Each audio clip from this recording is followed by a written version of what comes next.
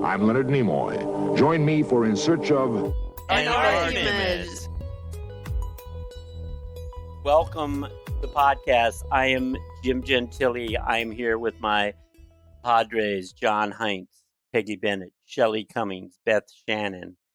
This is our second podcast of 2021, and we are going to be discussing the events of the past week. We are recording this on Sunday, January 10th. It was a momentous week. For those of you who are old, like I am, may recall that in the early 1960s, on the BBC, and then later for a short time on NBC, there was a program called That Was the Week That Was, that used to take the events of the previous week and satirize them for television audiences. I don't know if we're going to have any satire, but we are going to have a discussion about the events of the past week, and we hope that it will be illuminating for all of us. But before we do that, what is on the top of everyone's mind, John? Today, I'm thinking about birthdays. I got a husband and a baby birthday back to back, and that's what I'm thinking about. So we I'm want in a to say celebratory happy mood. birthday to Ted and to Yeah. Ren. Right? Yeah. Ted Today's Ted, today tomorrow's and Ren Ren. tomorrow. So, yeah, it's totally exciting times. How'd you know that, Shelly? Realize that 2020 was the I best put year it of in my my life. calendar last year, Ah, Yeah, Shelly's awesome. and I sent him a happy birthday Okay, through do we Facebook. have to go over again that Shelly and Beth are the two most organized people on this podcast by far? Well, we could never hear it enough. So, yeah, you could go over it again. I'm sending him a text right now. Remind me, Shelly, since you and Beth, one of you remind me to say that at every episode then. from now on. So. Shelly, organized Shelly, what's on your mind? Attention to detail, Shelly, what's on your mind?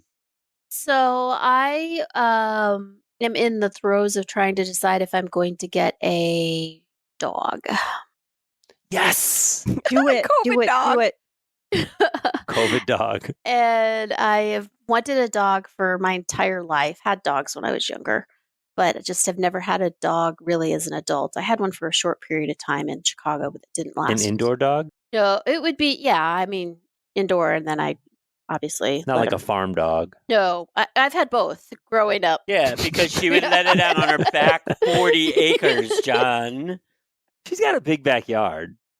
She doesn't have a farm. In the toilet and flush and all that, yeah. But did you yes. grow? You grew up with a farm dog? So I had a dog we lived in this little rural town, Princess. And then at my grandmother's farm, we had Duchess, who was the German Shepherd police dog. So Horrible Duchess names, go in by the way. house? Horrible names. did not did not go in the house. Right, that's what I said. Yeah. So that's what happens. I believe is your dad- before Shelly. Go ahead, Peg. Are you guys the ones who just clobbered your dog over the head with a shovel when it got sick to put it out of its misery? Is that somebody else I know who lives on a farm?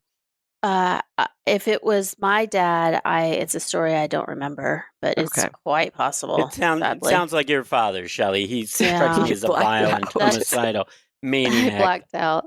Before I believe Shelley was part of the podcast, John and Peg and Beth may remember we tried to do a dog episode, which collapsed amidst massive technical failure. Yeah. Even it more was. so than our regular, episodic typical. It was the early technical days. failure. Yeah, it was the bad. early days. I remember it well. So maybe we should try doing another dog episode. Well, let's just wait and see if Shelly gets one, and then we'll discuss. Then again, it'll be the three women who have dogs against the two men who are worthless. So that'll be a recurring theme. So I can't decide. I'm redoing some things around my house before I really, and that are going to be costly. So we'll see if the dog is further down on the list. But you're it's- deciding now. It's top of mind. Yep. All Yeah, right, sure. Beth, Yeah. what's on the top of your mind? So I just spent last week helping my almost 83-year-old aunt pack and clean up and get rid of things before she moves. And so now I look around my house and think I need to get rid of everything because I don't want to turn into her in 30 years surrounded by stuff and Oh, yeah. not knowing what to do with it.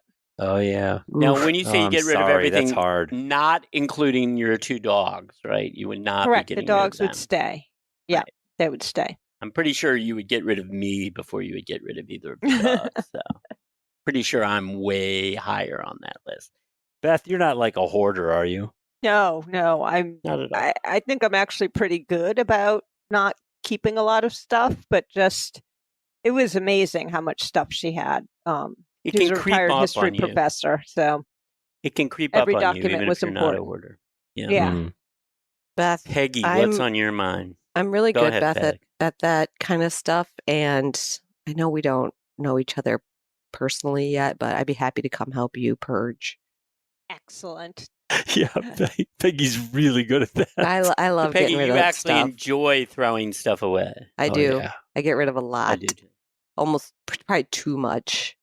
Except for your white T-shirts that you have since 1998. Yeah, except for clothes that are still fine. But yeah, like just stuff. I'll be like, you don't need that. Nope, gone. You don't need that. That's how Peggy got rid of her first 2 husbands, by just Right. saying, I don't need that anymore. But there's occasions where you say, I used to have that. I wish I still had that. Oh yeah. Oh, many times. Like the salad spinner. Ah, yeah, I Yeah. love my salads. They are Yeah, available at your local grocery I store know. and probably can I'm- be purchased online. And in fact, if you buy one from Amazon, use the link at the end of this. The line I use is, if it's easier for you to go on Amazon and buy it on your phone than it is for you to find it in your house, you probably shouldn't have it. But that's wasteful and that's bad for the environment. Yeah, but the point is you'll never find it in your house. That's the if you have it but you'll never find it in your house, there's no point having it. Well, If that's you were never been the organized, issue. It You seems would like find that it in means your you need to be house. more organized and get rid of stuff that you have so you can Mhm. find the things you need. That's Correct. the lesson. Yeah, and for me, the organization wasn't the issue. It was just the constant moving. So I'm sick of moving the pizza stone. I'm sick of moving the salad spinner. Oh. I'm sick of moving the wok. Get rid of all of them, and then 9 years later, you're like, shoot, I wish I had These that are first salad world spinner. problems, Peg Yeah. Bennett. They are. Exactly. Yeah. The George Carlin stand-up routine. Seriously. Sick of moving the wok. Well, if you walk the walk, that's what happens. The what's on my mind is that the recent. I was going to prompt you, Jim, and I didn't. I'm sorry. I lost the beat. That's there. all right. Sorry. I'm perfectly happy to be unprompted. Talk surprisingly, shockingly. What is on my mind is that the British director Michael Apted, and I think that's how it's pronounced, Apted, just passed away, and he has directed a number of movies. Probably the one that's most famous in the United States is Coal Miner's Daughter, in which Sissy Spacek played Loretta Lynn. But his life work really, is that he started out in documentary films, and when he was very young, he was not the director, but he helped put together a documentary in 1963 called 7 Up, which followed 14 7-year-olds from Great Britain and interviewed them, and they were from different backgrounds and so forth. And then 7 years later, the movie was released in 1964. 7 years later, as a director, he did a sequel, and then thereafter, every 7 years, he would revisit the same 14 people. The last That's version, cool. 63 Up, came out just last year in 2019. So what's it's the now 2 years takeaway? ago. Did they work? Did it work, or is it like if you watch it now, are you like, this is stupid? A lot of people think it is considered like the classic sort of documentary series of all time. One of the 14, as of 2019, had passed away, and he did later regret that his original selection of 10 boys and 4 girls was not better balanced. But it's a fascinating sort of, you basically see 14 not famous people follow their entire lives from the age of 7 to 63. So it's a fascinating experience. If So you've is it ever had better than Boyhood? it's different. It's different. You guys remember Boyhood? I do Yeah, remember. like- Yeah. Boyhood.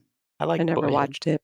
I didn't like think it. I thought it was Boyhood dumb. I may love have- Ethan Hawke. That's why I watched it, but I didn't like it. I thought it was Well, lame. I mean, I I shouldn't thought say it was lame. I good. know it's I thought it was inappropriate good. now. I thought it was Bad. good. That was bad.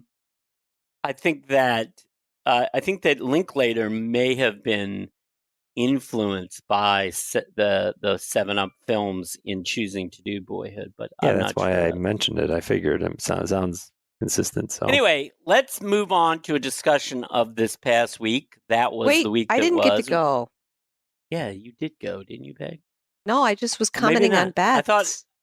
Oh, okay. All of that was Beth. Okay, right. I'm sorry, Peg. Peg, fuck with Jim and he'll come back and get you. You don't understand. You think you can get away with sorry. it, but he comes after I'm sorry, you. Peg. Wow. You've already taken He's up like Mitch all the McConnell time with we the had agenda. allotted for you, but that's all right, Peg. Go ahead. Okay, I'll Go be ahead, quick then. Technicolor Queen. No, What's on be- the top be of as my long- mind is that I'm bummed because all my brand new washing machine got its Peg? motherboard replaced on Friday already because it was just Oh. annoying, and it What the would hell spin happened? for like, if you didn't stop it, it would spin for 8 hours or more. It started to smell hot, Wow. and so we Okay, got the motherboard. can I just interrupt you for a second? Jim, you faded out and came back, but you're still here. It seemed Okay, it was all right, fine. I was just going to say, everything we didn't faded miss out. a beat. You're But the all only of you person who guys disappeared. faded out on my screen. Okay, Yeah, you So- grayed out and then you came back, so you just lost your voice. But we can take this out. It worked fine for us. no, let's So leave I'm it in by talking all about- means. My Peggy's motherboard motherboard was replaced. was Okay. replaced on Friday, and my it's Don't worse. they call it a motherboard? It's worse. Now it I won't mean, even for your spin. computer. Does it attack you? Now it doesn't it's spin. not doing that. Washing machine. Washing machine. Oh, I thought a brand they new don't call it a washing machine. motherboard for your computer for your washing machine. So you fixed your washing machine, or they tried to fix it. Yeah, they came to put the new motherboard So you were having a in. problem with your washing machine. Yeah. Her motherboard broke. Motherboard. He didn't, honestly, they don't know what, right? When they don't know what to do, they say, well, we'll just replace the motherboard. So he came back. Well, is that 6 what he weeks called later- it? What Really? does worse mean? Now it won't spin at all. I mean, I'd rather have it spin for eternity than not spin ever. Well, Can what you was, get them what to was it replace doing the whole thing? before? What was the The stuff problem is- before? It would spin for 8, 24, 48 hours. I mean, I don't know. I had to stop it. So in other from words, you were spinning. complaining that it was spinning too much. So the guy said, well, we'll fix it so it doesn't spin at all. So now all the that's not laundry really a fix. is super soaking wet. You can't really put your Soaking wet. drenched laundry in your dryer. Right. No, you'll break your dryer. Right. So we did I 2 don't loads think of it'll laundry, break and your now dryer, but I had to stop, and I'm gonna have to call him tomorrow now. So Shelly, yes, to answer your question, they won't do that right off the bat. They have to do all their little steps. Got it. So When did you buy it? August. Oh, so it's not that. It's not like you can just return it. Well, it They know screw it, you. it took probably still- should 6, still be under warranty. I would yeah, think. it took Yeah, but 6 but to you can't 8 return weeks to get the motherboard. So Yeah, I heard about this. because it Because the- it's COVID. and COVID. Is it really VH called in a China. motherboard, or is he making that up? Computers have a motherboard. that's what That's a it's normal called. Yeah. phrasing. Yeah. yeah. But wait a minute. But I thought it was her washing machine. It was probably. It is, but Yeah, they're everything has a electronic, computer Jim. in it They have now, Jim. Computers. Yeah, these everything. newfangled Okay. equipment, I guess they that's- are fancy, Yeah, I know. It's not like the old days with the rock in the backyard and wash. right? So anyway, that's on the Right. top of my Washboard. mind. I'm sorry, My Peg. washing That sucks. machine. Okay, That's all So right. all your clothes that smell. was well worth waiting for. Thank you. It Thank you. was so Thanks for giving exciting me that my entire screen whited out for a second. Wow. Now let us begin the discussion of the events of last week, and let's begin by talking about what John insists, and I think with some justice, that we call the insurrection or the attempted insurrection on Wednesday. And John and I already did an episode about this, which, as far as we can determine, no one chose to listen to.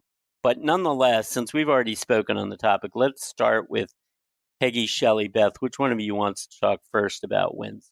So this isn't exactly what you're going to want, but it's going to show way I want work. what you want, Shelly. So I went, obviously after the holidays, this was my first week back to work and did a great job of not doing any work over the 2 weeks I was off. And on Wednesday, I'm on a call and people are slowly getting on these Zoom calls. And one of the persons on the call said, I admittedly didn't really prepare for this call because I was paying attention to what was going on in the Capitol. And I don't know, 80% of the people on this call live in Salt Lake City. So there's frequently something that happens in Salt Lake City, like not to the extent of this, but things like this, lots of protests, things, just little things, but enough that it gets their attention. And I said, and I don't put the news on, and I'm not wedded to the TV, particularly in the morning at all. And I said, "Oh, well, what's going on?" And they said, they're protesting at the Capitol." And I was like, "Oh, yeah, okay." And not even so. It was like in the beginning of the day, so under my radar. It didn't, I didn't get any notifications on my phone or anything like that. And then I immediately put on, I don't know, MSNBC on my computer as I was working on my other monitor. And I was like, oh, I felt like a total idiot just because I wasn't aware. It was big news. Yeah. So in it was other super words, big news. you were as prepared for this as the Capitol Police, apparently. It sounds like God, it. I mean, too early.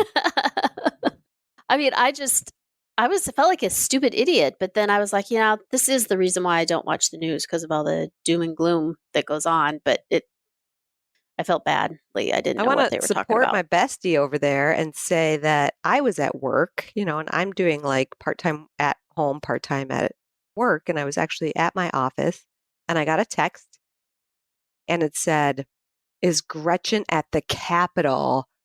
I'm worried about her." So without doing any research of my own or fact checking or anything, I texted my mom and I said, "Mom, something bad is happening at our Capitol. What's going on?" So you thought they And meant so I like assumed it was Lansing in Michigan, Lansing. right? Yeah. Yes. Yeah. So I didn't know I would have anything assumed either. that too if I got that text, yeah. Based on the fact that you have had previous problems in Lansing in the Yeah. past. So thank you for making me feel better about that, Jim, because I instantly went to to Lansing, not the U.S. So Capitol. when did you actually become aware of what was going on? The other thing I'm going to tell you, which is kind of really embarrassing, is I said to my coworker, I was like, "How do you get breaking news on your computer?" Oh, dear God. Exactly, because I just don't. Twitter? He said, "Just type in see Grandma. Yeah. Google News?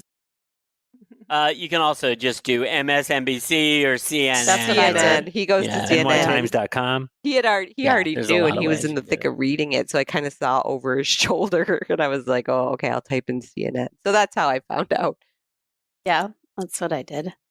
Beth? Well, I was up, like I said, with my aunt. She has the TV on all the time. So we knew pretty quickly what was happening. But Jim and I have a dear friend whose son is a Capitol Police officer. So that's what I was wondering about focused that. on Yeah. right away, and was texting with her throughout the day. And he's okay. He got banged up.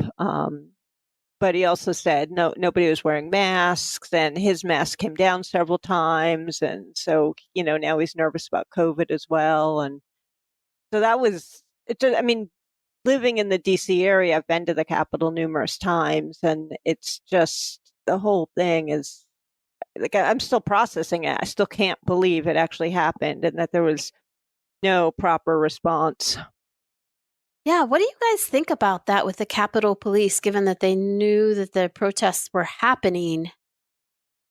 Do you think there was a directive to them to not engage? I don't think so, or... because I certainly don't think that either Nancy Pelosi, who controls the House, or Mitch McConnell, who effectively controls the Senate, wanted to see something like that happen. I think probably, there'll be an investigation, clearly. And obviously head of the Capitol Police has already, stepped down. So clearly there's going to be an investigation. My guess, and this is purely a guess, is it's probably just very poor planning. And as some of the reporters who cover Capitol Hill said, that there are frequently protests, and I've seen this, and Beth has probably seen it too. There are frequently protests right outside the Capitol, whether it's for a number of reasons. It's a very common sight. What is thankfully uncommon and hopefully won't become common in the future is for those protests to then go and storm the Capitol building. Yeah, That inside. was shocking and obviously criminal and terrible. And it's one of the reporters I saw and I can't remember who it was, speculated that they simply, the police simply didn't, imagine that was a possibility, which obviously, your job is to prepare for those kind of contingencies. I'm not an expert on that stuff, but obviously there was a failure of being prepared for this situation. I mean, one of the potential outcomes of this is I'm sure you're going to see more visible security at the Capitol, and you may see more, there may be less tolerance of protesters right outside the Capitol in the future because they don't want to take a that part risk was that super something like this is crazy. going to happen. That it was that You they know. could be climbing the walls, and that was like, Yeah. I would have assumed that place was triggered with all sorts I of just thought the security. 9/11 they would have had it that way. I thought Yeah, 9/11 for was sure. the Even after 9/11, I mean, you have to, when you go in as you're supposed to go through a metal detector and everything, but that building is fairly open to the public. It's not like the White House where you really can't get in there. I mean, there's a gate and it's, you can't really get beyond the gate. But when did they put that gate up on the White House? Because I feel like I've seen movies where gate there has wasn't been a up. gate. Well, that gate, that's interesting. They talked about that. The gate has been up for a long time, but up until Pearl Harbor, apparently, this was before even my time, but up until Pearl Harbor, December 7th, 41, anybody could basically drive up to the front door of the White House. Right. That's what I was wondering about that. And then okay, after that's when it that, was. they put up a gate and they started stopping people out there. And then what they've done since 9/11 is the street, the part of Pennsylvania Avenue in front of the White House has been shut off to vehicular traffic. I think I'm right about that, right? It's still shut off to vehicular traffic right now, which I actually think is a good thing for aesthetic reasons in addition to the security reasons. But not everybody in Washington agrees about that, but I do think. But yeah, it's obviously there is a massive failure of the security protocols, and obviously that needs to be looked into, and steps need to be taken to make sure that this doesn't happen. And obviously, we know that 5 people have died. 1 protester was shot by the Capitol Police. 1 Capitol policeman was injured and died from his injuries, and 3 other people died With because a fire they couldn't extinguisher. get medical. Yeah, I mean, it's a terrible tragedy, and obviously it's a terrible event, and it's an assault and an insurrection and an assault on democracy. And we just have to know. We just don't know. Obviously, it's too early to know what all of the fallout will be. But my initial read is that the fallout is very bad for President Trump and very bad for the Republican Party. So, So Mike, go ahead. I'm just going to say something dumb that's about, how now when you want to go to Washington, D.C., if you want to go to tour the White House, you have to apply way in advance, and they only let a certain number of people get the passes. You think that's going to be instilled now for trying to go to the Capitol? I think that the White House is for a long time, the White House has been a fairly secure building, much more tightly controlled access than the Capitol. And I don't know. I mean, it's certainly, part of the job of the people who do security is to constantly, I would assume, be updating their protocols. So I don't know whether there'll be changes with respect to the White House, but I do know that we're talking about different agencies that are responsible. I believe the Secret Service have the primary responsibility for security at the White House. But there may be changes, in respect to all those things. But I would think I think they'd make some changes because I mean, they always make change. Typically, when there's a breach in security, they have to reevaluate and go back and say, okay, this is what we should have done differently, and this is what we need to implement. I'd be shocked if they don't do something different moving forward.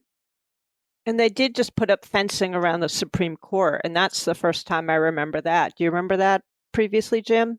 I do not. And of course, the Supreme Court is also a site of frequent protests. Although, again, the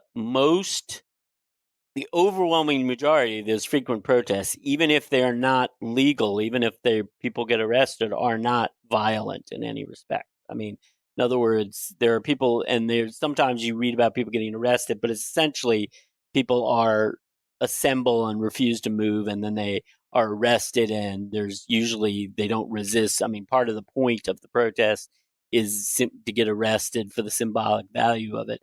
So there's a little bit different for that. I mean, no, these people were not making a symbolic protest. They were, a mob, and domestic terrorists. Yeah. I mean, part of it is Biden called them domestic terrorists, and I don't argue with that at all. I also think that there's part of me that thinks that they're an incredibly pathetic group of people, but that's another story. Well, have we heard from you guys? Beth, Shelly, who have we not heard from? Peg, have we heard from you guys generally? Because we're locked down on this police piece of it, and I feel like that's a minor part of it. For me, I feel like it's much more significant. Yeah, I know, than that, but I think we already did discuss this, and we have other topics to discuss. So, John, go ahead. Well, I just want to make sure. I just want to make sure that they chimed in on that. I want to make sure. I mean, is that the extent of what you guys think this is? They're open to say whatever they want. If they have anything further to say before we move on to the next topic, this is their chance. I want Jim and John to fight over whether or not we should talk about this or not. I don't think we should fight. We've already talked about one whole episode that I did with John, which, again, I'm sure all of you listened to intently and studied. Jim was incredibly deferential to me in that episode, which I was shocked by. So in hindsight, I'm just like, I'm amazed. But I mean, I'd love. Okay, I mean, I just. Well, what do you want to know? I sensed anger from all y'all. I mean, I think there's. Yeah, go ahead. I was annoyed. It's to the point that I didn't want to discuss it, and I certainly didn't want to discuss it that night. I was too, what's the word? I guess fresh or something. I just didn't. I felt like that's all I'd been thinking about, so I didn't want to keep talking about it into the night. I was the same way. I was like, I want to see what's happening, understand what's happening, hear a little bit more before I jump on and talk about it again in the evening when I like to not think. Yeah, me too. In that respect, Shelly, you're the exact opposite of John Hines, but No, and for me, I mean, I've been to numerous protests in DC, and even when I went to one of the Black Lives Matter protests this summer with my niece, you made sure we had a plan, and we didn't turn on our mobile phones, and we, like, how are we going to get out if something goes sideways? And we wore our masks. And so, like, I'm used to protesting in DC and trying to be ready in case something goes sideways, because the police have been violent against these other protests. And then to watch that atrocity on Wednesday where they're opening doors for them and taking selfies. And all this stuff you could pick up the chatter. This was not just because Donald Trump said it at noon. This was all planned ahead of time. Yeah. So the fact that this was allowed and how different groups are treated differently we do have a right to protest, but this was an attack, and it was just chilling to me. Yeah, it was chilling to me to see that they didn't have all the police wagons lined up. They didn't have a better plan. It's just appalling. So, Beth, what do you mean that when you went with your niece and you made sure your cell phones weren't on? So we couldn't get tracked. They do a lot of tracking of the Black Lives Matter activists. Oh. So we shut off our phones. We made sure we had, if we got separated, where we were going to meet back up. Dang. I made sure she had a Metro card in case, like, we couldn't get back to the car. Is she like 4? No, she's 23. I'm but just it was kidding. I'm kidding. Right. But it was her first protest, so I just wanted to make totally sure. Kidding. Yeah. Wow, I wouldn't even think about the whole tracking I was thing just with going the to cell say, phone. I wouldn't think of any of that. Well, that's why if you go to a protest, go with Beth. Yeah, no kidding. Clearly. And if you're going to do some project in your house, do it with either Shelly or Beth. Yes. And those have a moral equivalence that's hard to understate. Wow. I'm just talking about the organizational imperatives here. Before there was an insurrection on Wednesday, there was a bit of a revolution on Tuesday, to the surprise of almost every pundit except our own John Heinz, who predicted it on our last episode. The Democrats won both seats in the Georgia Senate runoff. The Democrats' record in winning runoffs in the state of Georgia since that provision was introduced is abysmal. The last time the Democrats won a runoff for a Senate seat was 20 years ago by a Democrat, a very conservative Democrat, who immediately after turned Republican. That's a revolution. What did you guys think about that? I was thrilled. I mean, when I got up in the morning and I saw that they already called it for Reverend Warnock, I was like, okay, so even if we don't get the other one. And then when they called it for Ossoff, I was blown away. I mean, I did what I could. I wrote my postcards to Georgia voters, but I was amazed, and it's kind of like how I felt on election night. The oh my gosh, maybe we can get this done. And that's what, that euphoria lasted, 12 hours before the attacks. So I feel like I haven't had a chance to talk to anyone about how great that felt to get the Georgia seats, because we were then focused on the rest of the nonsense on Wednesday. Did you guys have a sense that we weren't going to get the Georgia seats? The smart money among the pundits said that it was a stretch because, as I said, the historical record is the Democrats candidates traditionally do not do well in those runoffs in the state of Georgia. Typically, one of the big differences about this runoff is that there's usually a huge fall off in the turnout between the initial election and the runoff, and there was not a huge turnout. In fact, there's at least some anecdotal evidence that African American turnout may have been higher in the runoff than it was in the general election, which is just unheard of. So I would say that most people who are experts, other than our own expert, John Heinz, were surprised by the outcome.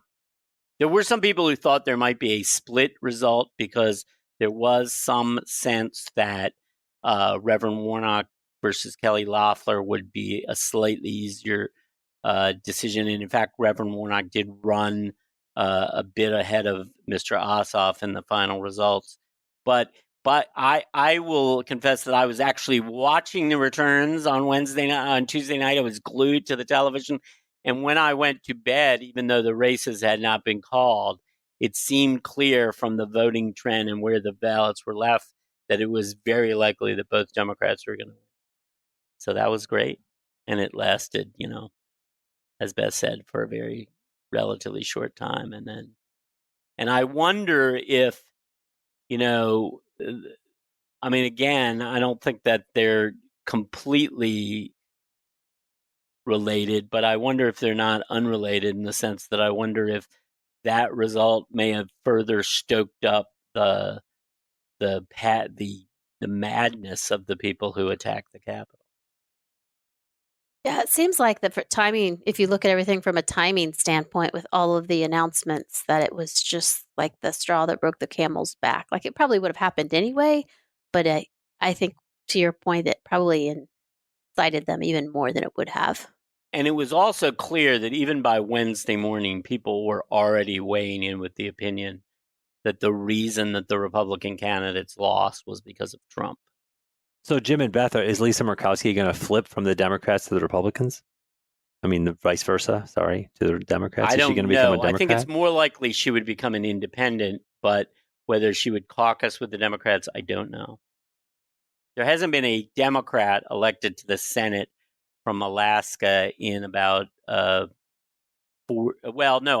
was Senator Begich had one term as a Democrat from 2008 to 2014, but other than that, there hasn't been a Democrat elected to the Senate from Alaska for about 40 years.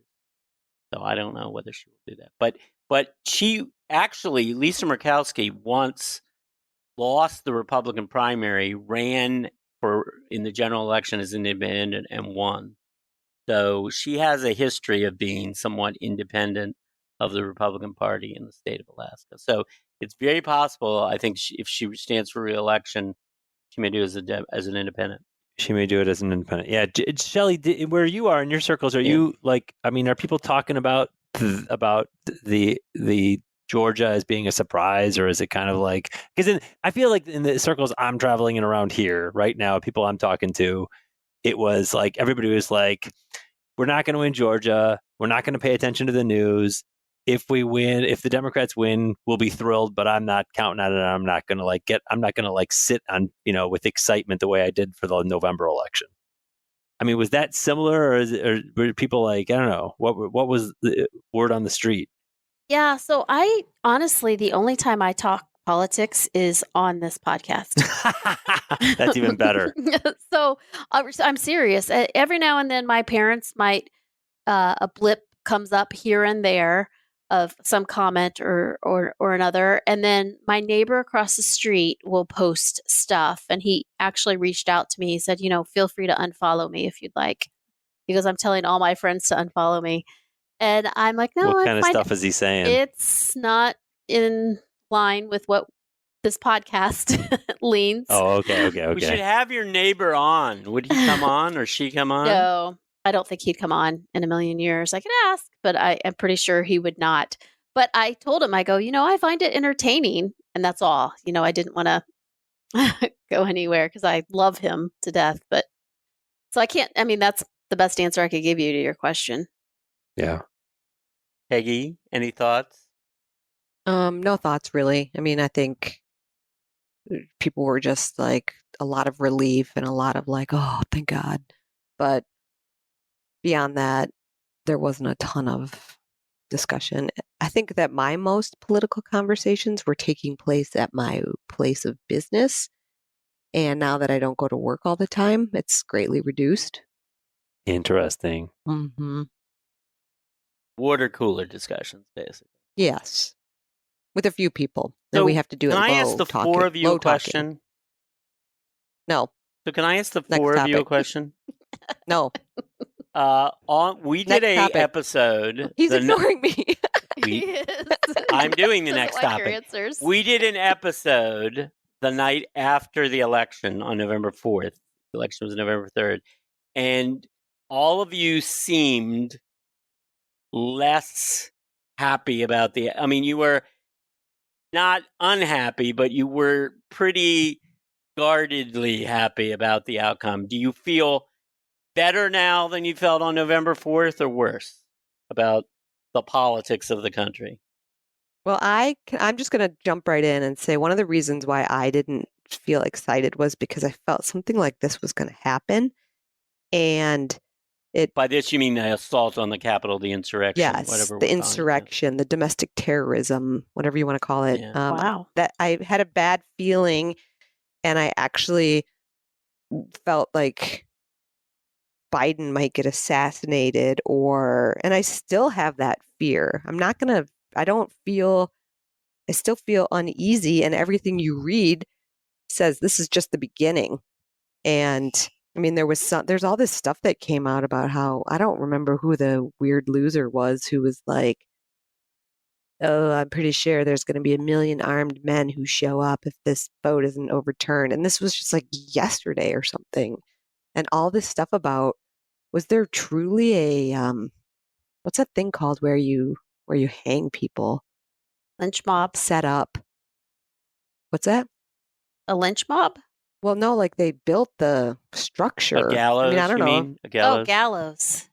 Yeah. And is that true? I don't know. I didn't do any fact checking, but I mean, all that stuff is so disturbing, and I feel not relieved. It's not like, ooh, good, Biden's president. Everything's gonna get better. No, thank God we're not gonna have to listen to Trump every day anymore eventually, but it's not, it wasn't just for me, it wasn't a huge relief to just have it be the solving of all the issues.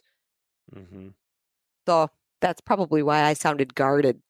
Yeah. Sure. Okay. In Shelley, theory, Beth, even after Biden is in office officially, I wonder if, we'll still have hopefully not things like that would happen on the Capitol, but like continuing protests to what's been happening.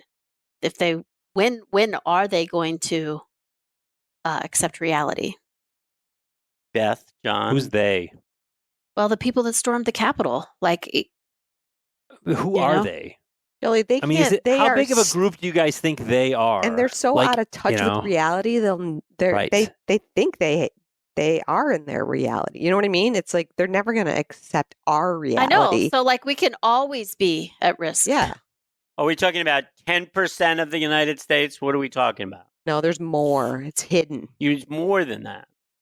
Do you think that more than that approve of what the people did on? You think there's more than 10% of people in the country who said, "Yeah, that's right. They should have stormed the Capitol"? Yes, I do.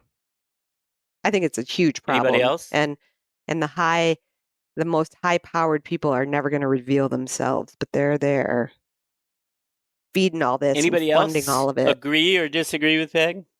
I don't know. I'd like to think it's not higher than 10%, but I think it's less than that myself, but I'm just curious. Yeah, that's my sense, but I don't have any basis to back that up or to say. I just feel like my hope is more that it's less than 10%. I have no Beth, basis John? on anything I say, by the way, about anything. Beth or John? Beth or John? Sorry, I had you on mute. I think it's probably more than 10% as well. And you saw the West Virginia legislator who was part of the mob. Yeah. You had other. I think there's lots of people behind this who aren't going to be identified easily. I'm glad the FBI is involved, and hopefully they can find everyone through all the surveillance equipment and get them arrested. But I think Biden's got a really big task. I mean, even if we didn't have COVID, he still would have a really big task because of how divided the country is. Then you have COVID to deal with on top of it. And I'm certainly more optimistic now that we have the 2 seats in Georgia. But, you're going to have somebody like Joe Manchin play an outsized role in the Senate because he's a moderate and doesn't always go along with the Democrats. So I think there's going to be a lot of infighting among the Democrats, the liberal side wanting to push for a lot of really big things. And we only have 2 years to get anything significant done. And Biden, I don't know, somehow he seems to think we can all just hold hands and sing Kumbaya. And I think that's unrealistic as well. So Beth, are you unimpressed with Biden's performance so far in the transition period or what? Oh, no, I think he's doing fine. I actually like the fact that he stays hidden away and doesn't do too much. And I do worry for his safety. I mean, there's, more internet chatter about something happening in D.C. on January 17th and also on Inauguration Day. Yep. I think it's smart to keep him up in Wilmington. And, I think he's made some good cabinet choices. I think he's doing the best he can with what he's dealing with. But it's going to be one of the hardest times to be a president, I think. John, what do you think? I have a go question. ahead, Shelley. Go ahead, Shelley. Do you think with and I forget exactly what I think there's been 2 recent directives that Trump has given Pence recently that he has not followed, and I'm blanking on the specifics of those. Do you think he wanted Pence to sort of just disallow the electoral votes, which Pence doesn't have the authority to do. Right. And then there was something more recent two?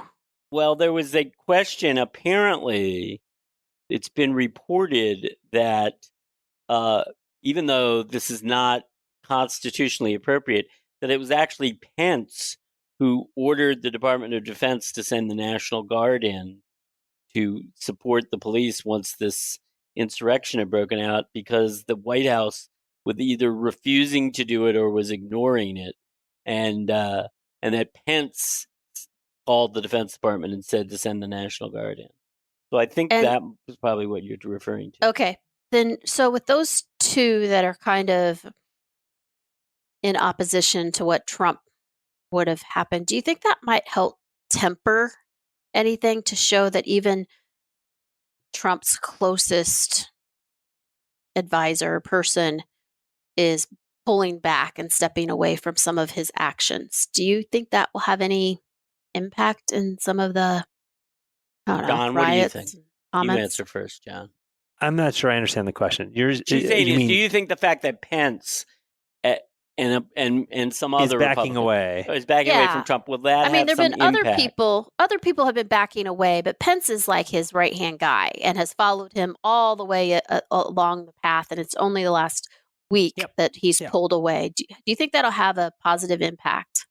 Well, yeah, I think that was a turning point for me, and I don't know if it was around that day, but the day when Trump was saying that Pence should overturn the election, basically, and Pence said, "I can't do that," and then he changed. He unfollowed real Donald Trump on Twitter, which I know sounds crazy and trivial, but Twitter is how we talk, and it's how our president has been talking, or how Trump was talking. And that's a big step for him to do. I think that was actually after the insurrection that he did that. Oh, he did. Okay, because I also heard that he put Biden's picture and said Biden's our president on his. Pence put Biden on his Twitter banner. I mean, now again, do I think that particular act by Pence affected that anything? I don't specifically. I don't know. Do I think it's one of the many straws that may have broken the camel's back, or is I think breaking the camel's back, or I hope is breaking the camel's back of Trump? Yes, I probably do think that, because that's when, as Jim aptly put in our group chat when we were talking about this, that's when all the rats started jumping off of the sinking ship. Mm-hmm. And I think that was right around that time. So I do think it's one of many, but I do think there was some point right around then where there was a turning point in, I don't know, public opinion, mainstream public opinion. The other big thing I thought was a turning point in public opinion, this is going to sound crazy, but when the National Association of Manufacturers, a very, very, very large organization, came out and said that Trump should be forced out of office, I was like, that was a big turning point too for me, because I'm like, this is like that's not insignificant. And also, let's not overlook the Wall Street Journal editorial page, which is, essentially the Bible of American conservatism, called for Trump to resign. But one of the rats leaving the sinking ship, Peggy, you may have an opinion about, and I assume you think that her resignation relieves her of all of her acts for the past 4 years, is Betsy DeVos quitting as Education Secretary. I know that you and Betsy have a warm relationship, Peg. So did you want to comment about Betsy? Yeah, I mean, oh, sorry, I moved my microphone. I just think that's just a joke, but it's not just her. It's all the people. They're just, I'm sure Betsy's lawyers got a hold of her right away and said, "You better get out of there." And I don't blame her, but I think you should have gotten out of there 4 years ago, 3.5 years ago.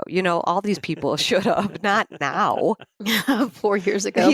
He's no different than he was. He didn't do it. I'm trite. Everybody's been saying this. This is the same person that we've seen all along. And now people want to jump ship because Biden won. And it's the end of he couldn't make it happen, overturning the election, whatever. I mean, it's just so maddening. And I spent so much time on the phone and writing letters when she was being appointed. I just felt so aggravated by her. I'm happy to see her go. And, she did nothing for education. It's a complete waste of time and money. And yeah, but whatever. She's going to come out of here unscathed and had nothing. No repercussions, no nothing for her. I think that people associated with Trump may find that their reputation has taken a hit. Mm-hmm. I think you're overestimating, especially somebody like Betsy DeVos. Well, she doesn't need Trump or his money. She's got her own. Powerful family and it's gonna. Nothing in her life is gonna change. In fact, she'll probably be happy to go back to doing whatever. I mean, I have a personal vendetta against the DeVosses, so I'm not the right person. That's why we wanted to give you some airtime for your vendetta, Peggy. I don't really have a vendetta, and they've done a lot for this town. They broke in your house and stole your stuff. Yeah, right. She was in my mom's yoga class in 1984, and she took my mom's yoga mat. She sweated all over. Okay. Listen, we would not be doing justice to the events of last week if we did not mention that 4,000 people a day are dying. 4,000 Americans a day are dying from coronavirus. We are, as of this recording, over 370,000 Americans have died as a result of the virus. And the big issue that seems to be gathering a lot of news and attention is there seems to be confusion and, in some cases, anger and possibly mismanagement in terms of the rollout of the vaccine. The one hopeful thing, the vaccine, and it doesn't seem to be going as well as it should be going. What do we think about that? Well, I think everything you said is true. It hasn't been going well, and it's that places don't have distribution plans. There hasn't been great communication to let various hospitals and sites know when they're getting it. It's been a disaster. And John, you called to all of our attention an article in the New York Times about how certain hospital centers are distributing their share of the vaccine. Do you want to talk about that? Yeah, I mean, they're giving it to management, people who aren't frontline health workers. They're giving it to anyone who will come get it, who works for the organization, even if they're working from home full time. There's lots of these stories going around. There's also stories going around of, and I mean, these are reported as well. But I have a reliable firsthand information or secondhand information from friends as well, where their emails are going out internally at some hospitals where they're saying like, we have an extra 3,000 doses that are going to go bad in 3 hours. Anybody who gets there can have one. And they're just there. It's a cluster. I mean, it seems crazy to me. They had a year to plan this, and it's not rolling out well. It seems crazy to me that my mother isn't already on a list in Illinois for when a date and time when she's going to get it.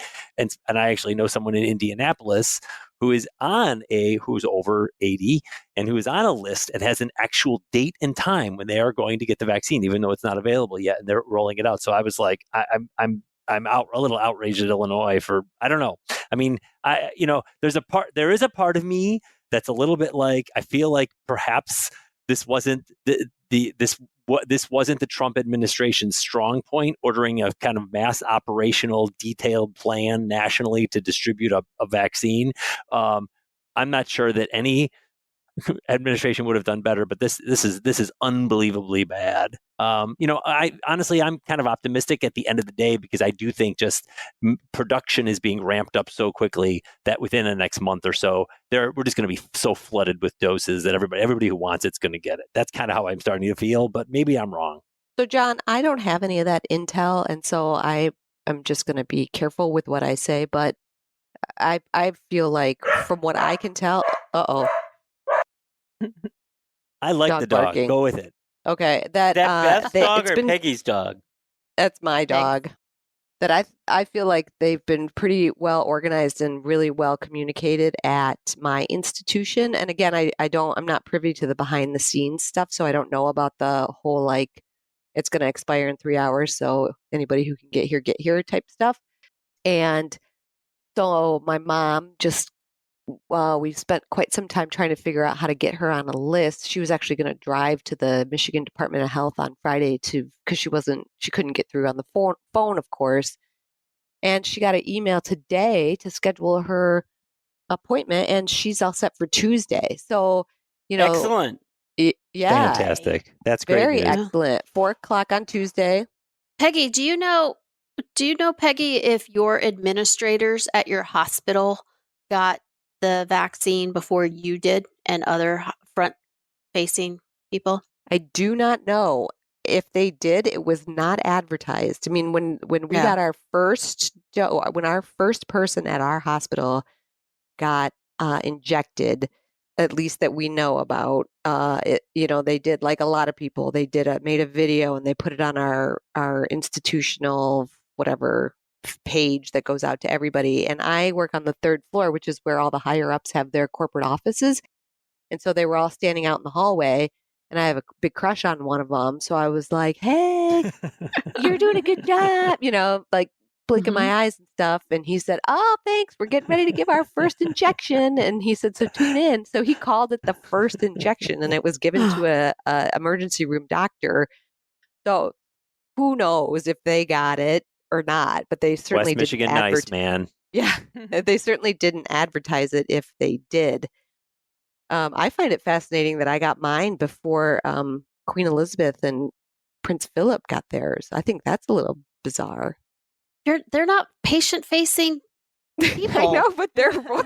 I mean, what the fuck? Like, that is a little odd. Heck, you're probably, of all the people I've heard talk about this, you're probably the one that has the best, most optimistic news on the subject, because it sounds like at least funny. At the institution where you're working, they're doing a good job getting people vaccinated.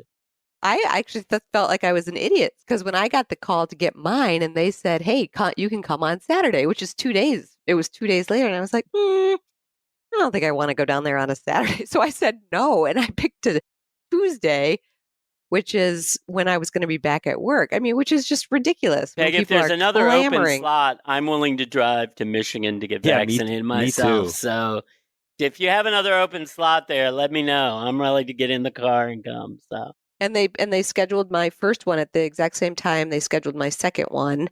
And there were military personnel helping, which was interesting. We had a military guy who checked us in. And then they had 4 stations and that were separated by screens, for privacy. And so when you go behind the screen, there was somebody who was doing the injection, and then there was somebody who was sitting on a computer writing down who you were, what arm, where you got your injection, what your lot number was, all this sort of stuff. And then there was a guy on the behind everybody who was just filling syringe after syringe after syringe. And he was a military guy. And there was a military person doing injections. So we had a military presence. Was he cute? I didn't get a good look at him. He was playing PYT, Pretty Young Thing. We were rocking out to some Michael Jackson. So anyway, it was interesting. And so, because I have heard about these places that are, I don't know, was it Great Britain, that they're just going to give as much as they possibly can with no concern for the second dose, which I think is a huge mistake if that's true. Because then are you just going to have to get revaccinated? Does that make your first one not as effective or not effective at all? And so they shouldn't just try to vaccinate as many people as possible if they're not going to be able to do it properly. That to me seems like a huge snafu. And I'm hoping hoping of all hopes that my appointment on January 26th for my second one is actually, they're going to have enough for me to get my second one. I would be severely disappointed and more in line of what you guys are talking about if that is the case, that they're not doing it properly. So do you feel like Wonder Woman now? Like you can do anything? I do not. No. Did you book any flights? No, I did not. I have not booked any flights, and I still wear a mask, and I'm still taking it all very seriously. For? I think you're supposed to still wear a mask until a lot of other people are vaccinated, John. Yeah, but why didn't you book a flight? You can still get COVID even if you've been vaccinated. And also, just like if you get a flu shot, you can still get the flu. Perhaps more importantly. Yes. Wait a minute, John. Yes, John. Which, first of all, Explain that to me. the vaccine is only 95% effective. Okay. Secondly, and no vaccine wait a minute. That's the same as measles. Wait a minute. The same as There's measles. a more important consideration, which they don't know the answer to, John, which is they are not sure if people can be vaccinated, which may well prevent them from getting sick, but they're not sure that it doesn't prevent them from still transmitting the disease to other people. And that is a more important of that consideration. answer. And by the way, this is not we won't an know FDA until we have some approved. data from after you have a bunch of people vaccinated and see what happens. Yeah, this is a fast-track treatment. Yeah. It's not really This is technically all FDA approved. way faster, many years faster than normally things are done. Yes. So the data on the question of whether people who get vaccinated are still contagious, we won't know until we have a lot of people vaccinated. So in we have to Indiana, proceed cautiously. the only people that can get vaccinated are over age 80 right now. I mean, other than healthcare workers, first responders, is over age 80. Nobody else. So, John, have you been doing research for your mom? It seems like you could. Yeah, she has an unusual situation because her doctor's in Indiana because she's right on the border. Yeah, yeah. So the doctor's doesn't seem to be able to help. So it's weird. And the Illinois Department of Public Health has a weird survey that you can do online, but then it kind of they throw a lot of statistics and or plans at you this is how it's going to work. These people will get it, but it's not it didn't feel nearly as detailed as what I heard my 80-plus-year-old friend's friend in Indianapolis got, which was a date and time. And like you said, Peg, with your mom, a date and time. This is when you come and do this. That none of that seems to be. There's no mention of that anywhere. So I have heard of a couple people over 80 in Illinois who have got them scheduled, but it's not obvious or easy based on websites and phone calls are of course completely impossible. So I don't mean to be condescending, but I do hope that one of you younger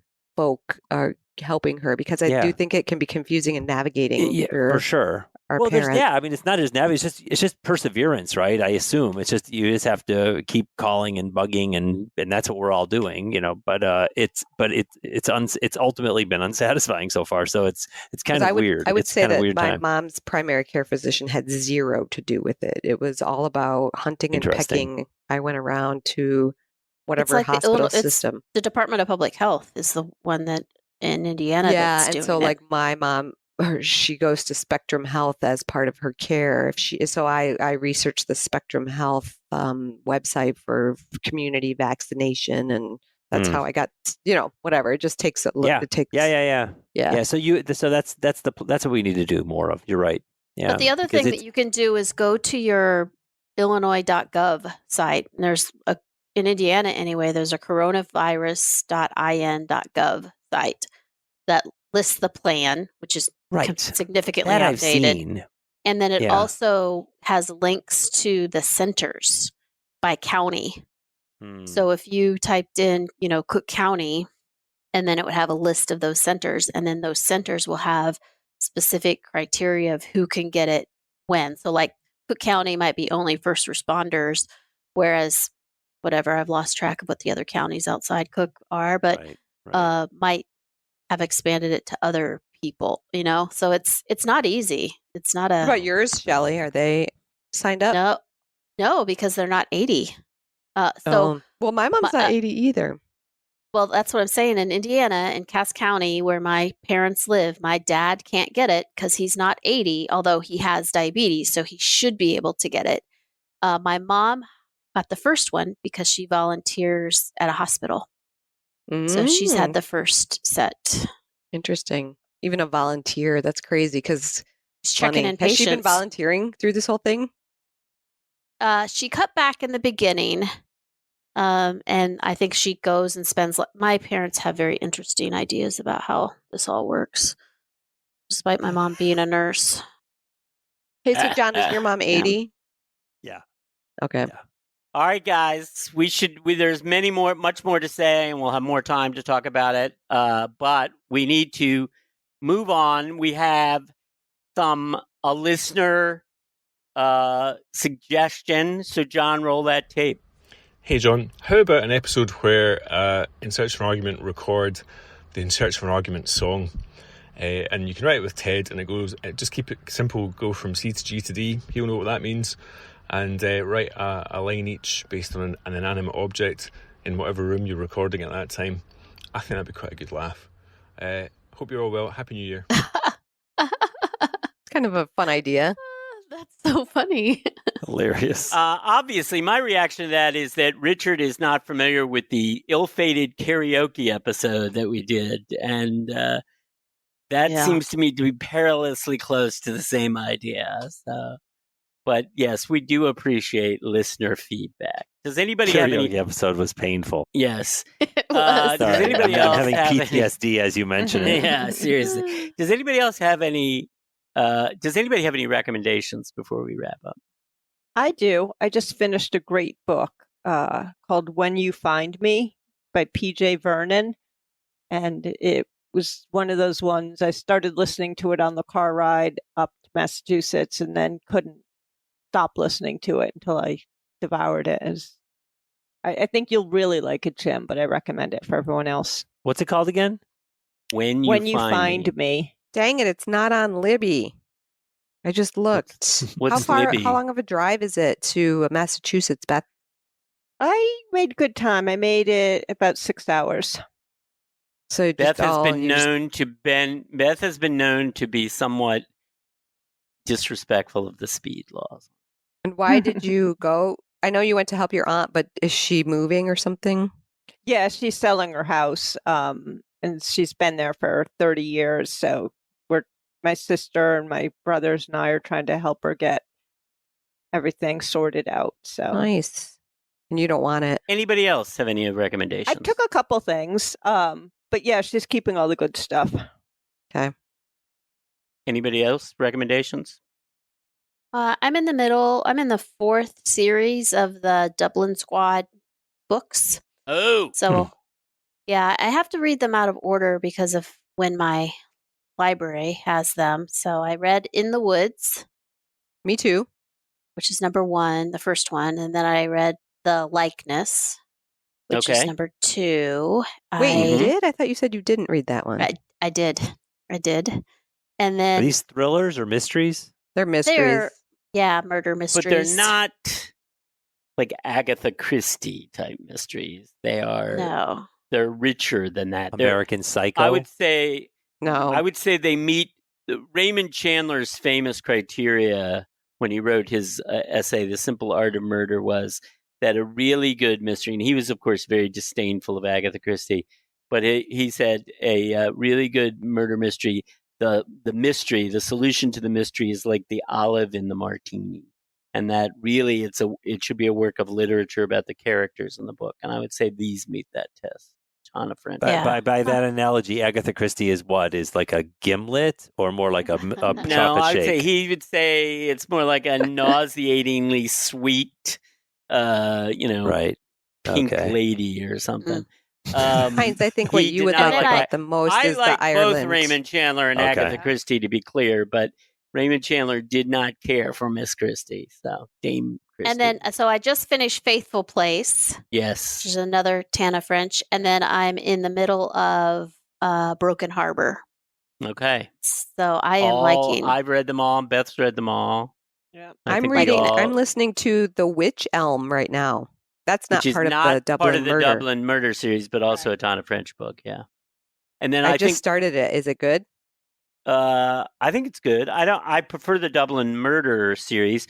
And then didn't Beth, you've already previously recommended The Searcher, the newest Tana French. Yes. Yeah, I saw that one, or I listened to that one. That was good. Yeah. You're doing almost all your reading audio these days, Shelly? So I listen for fun. I read for work.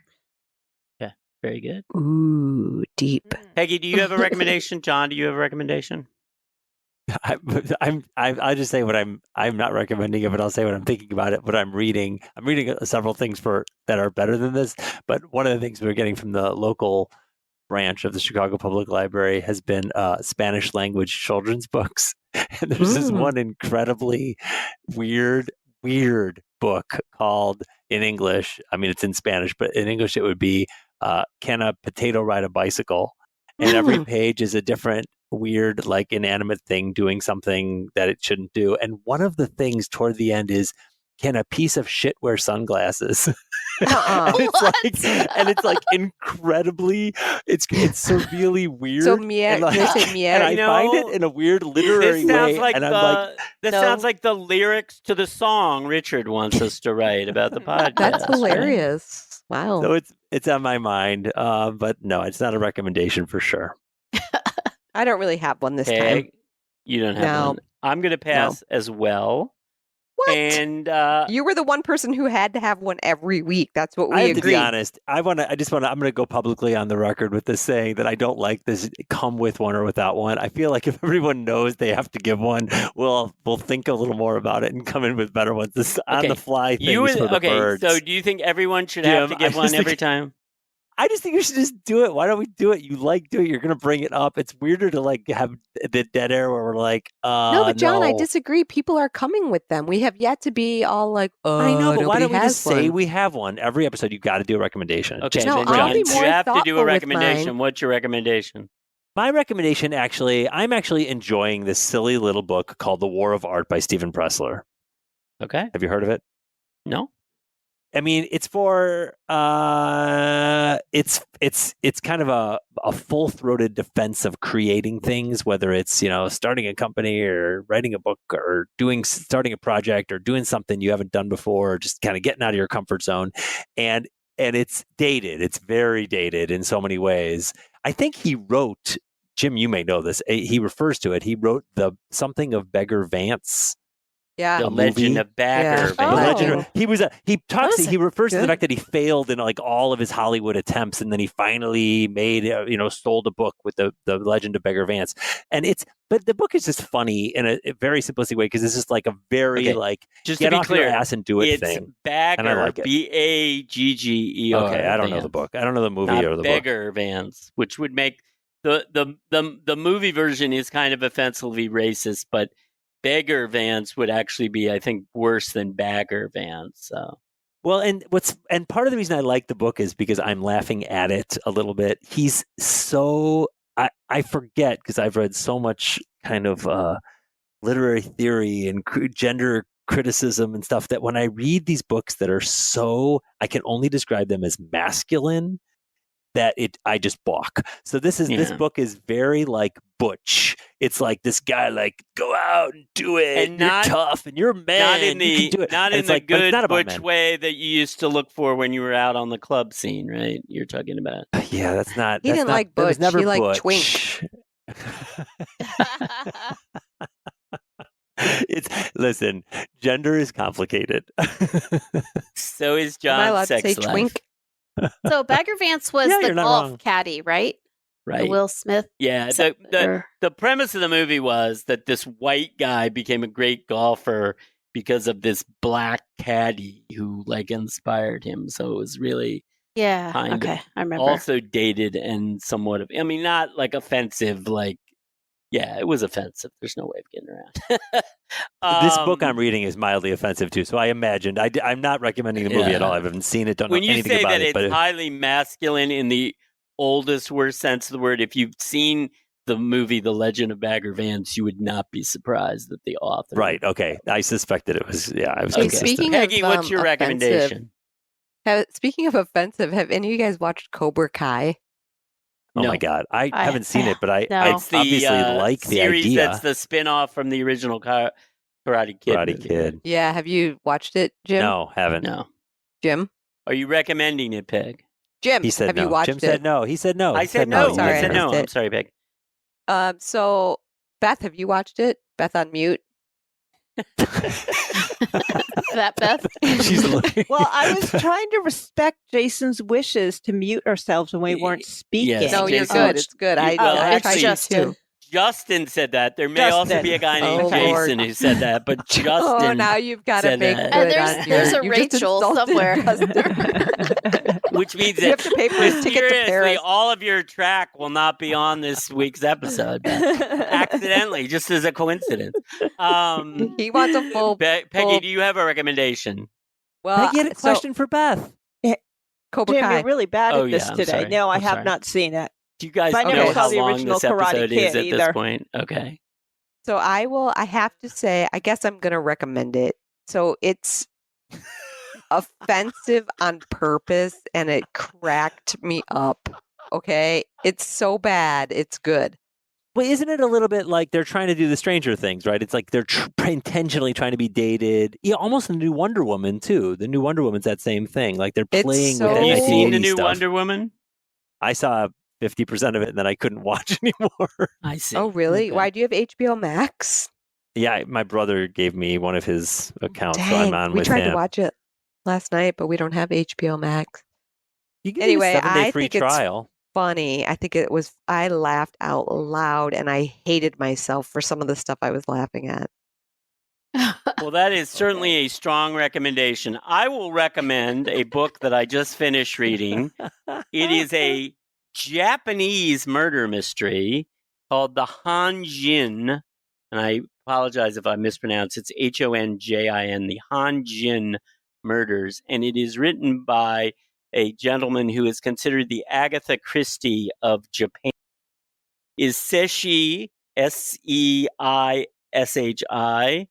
Yokomizo, Yokomizo. He is, as I say, considered the Agatha Christie of Japan. This book was written actually in the 1940s and was just this past year translated into English for the first time. And it's called The Honjin Murders. And it's it's a locked room murder mystery. And it's also a very meta murder mystery in that it's full of explicit and implicit references to other famous detective stories. Like, is it tongue-in-cheek? On that note, sometimes with a little, you can tell that the author's laughing a little bit, and sometimes he's being that's fun. That's fun. genuine. Yes, it is.